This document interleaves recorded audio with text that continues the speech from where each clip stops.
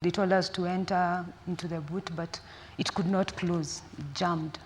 So they told us to go to the back seat. Now we are seated 5. One of the thugs, then the 3 of us, and another one at the end. Then 2 of them was driving the car, and the other one was the co-driver, and the other one had gone back to the car they had come up with. Then after that, we went round in circles to make sure that nobody was following us, either cops or anybody who had seen what was happening. Then they dropped the 2 gentlemen at some alley near Bahati. Then they drove off with me, looking for more people to carjack and to steal from. Then we headed to an enclosed area where it's semi-fenced by iron sheets and it's kind of bushy. That's where I was left with one of them. One of them was manning the entrance, and the other one was seated with me inside the area. The others had gone to look for money because they had taken our ATMs. The one that I was left with told me that I need to undress, and I was like, okay, where are we headed with this? So I told him it can't happen. Then he removed out a gun and he was like, I'm going to convince you to undress because I have this and you need to do what I'm saying. And I was like, I can't still see where you're headed with this, so I'm not going to do anything. So he removed one bullet, a single bullet, and handed it over to me and told me, this is what is going to go through your flesh if you don't agree to what I'm saying. So I didn't have an alternative. I had to comply with what he was asking. So I undressed, he penetrated me. Then after that, everything was fuzzy and I was numb. Things didn't make sense. Tried crying, vomiting, and nothing, everything just went still. Then the rest of the group came back. Then they started debating. I think now we should do it like the whole group, and one of them was like, no, she's like one of us, a sister, so we don't need to. But for me, I don't know whether they knew what had happened when they left me with one of them. So they gave me 100 shillings and they took me to the stage and told me, now you can go and report whatever you want to report to the police. So I went to, I took a matatu and I alighted at Buruburu where I saw a police car. I went and spoke to them and told them we were carjacked at this time and this is what has happened, and they've released me. So the police asked, did they do anything to you? I told them yes. And the best they could do is ask me, are you married or do you have a boyfriend?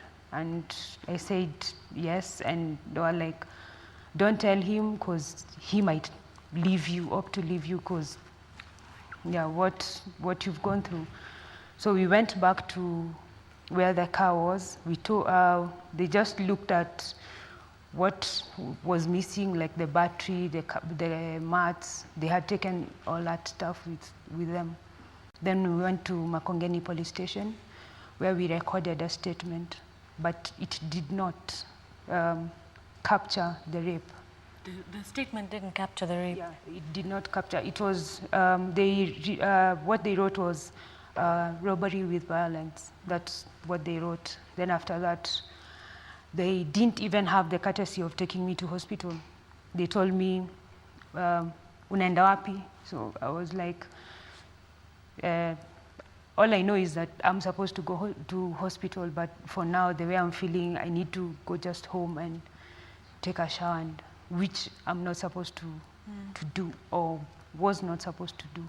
So I went with them because they were picking one of their bosses from near home. And then they dropped me somewhere and told me, now you can take a mat back to wherever you want to go. So I took a matatu, went home. When I alighted, the first person I saw is my sister, who was like, this is not you. She saw that something was Yeah, different there's about something that is not right. When you go out, you normally, when you know you're going to get late, you're going to use a taxi. And the sweater that I was putting on wasn't mine. When they were still debating, somebody passed, and then they robbed him and told him to give me his sweater. So I was putting something on, a sweater that wasn't mine, and she was not quite sure what happened. So I told her what happened, went home, took a shower. You told her about the rape as well? Yeah. Okay. Because I was asking her, can you get off work so that you can take me Asley for 2 hours? I go take a shower, then after that, we go to hospital. When we finished with the hospital, you can go to work. I went home, took a shower, and all this time, I didn't know how I was supposed to react, to feel. And I threw all the clothes that I had. You threw them all away? Yeah. Wow. I just wanted to, it was a cleansing or cleaning process for me. Didn't have money, so we had to just get what we had. Then took Amathri all the way to St. Mary's, where they didn't have a system to cater for. They didn't have a rape kit in the system set up? Yes, yeah. So I had to stay in the queue. If a person moves, I had to move with them. So I half the time I used to sleep while waiting for my turn. So I can. I just want to ask you one question. I mean, we've heard about how difficult it is for victims of rape to talk about what has happened to them. And I mean, I think you're very brave, and it's amazing that you've come on the show to talk to us about this. You're amazing. Why is it that you're able to share this story and be able to talk about it? Okay, first is because what I went through. It's something that I wouldn't like any other woman or man to go through. It's painful, and some people don't get out of it. It just drains them to the end. And it took me 2.5 years. An alcoholic, trying just to make sense of everything. And it reached a point where I was like, I have to get the real Miriam back. She needs to come back.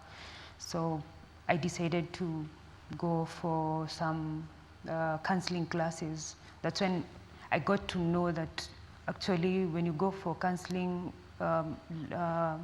sessions, it helps. It helps a lot. So if there was some advice that you could give to people who have been abused or have been through a rape ordeal, what would you want them to know? First and foremost, it's not their fault at any one particular time. It's not their dress code, it's not their age, it's not them being vulnerable.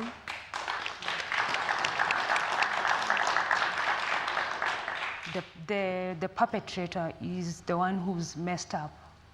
And two, there is something good that can come out of it. Once you look for the right interventions, medical, psychological, and legal aid, you can just get, actually, okay, you'll have a scar, but you can get your whole life back and just push on with life. Wow. Yeah.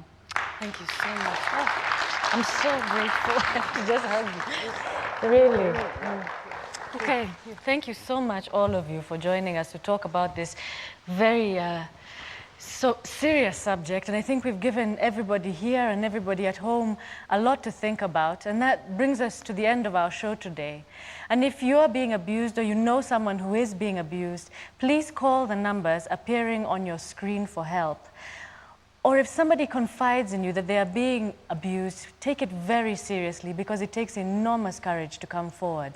Thank you so much again to our guests. Be safe, and from me, Sheba Hurst, goodbye, and we'll meet you again next week.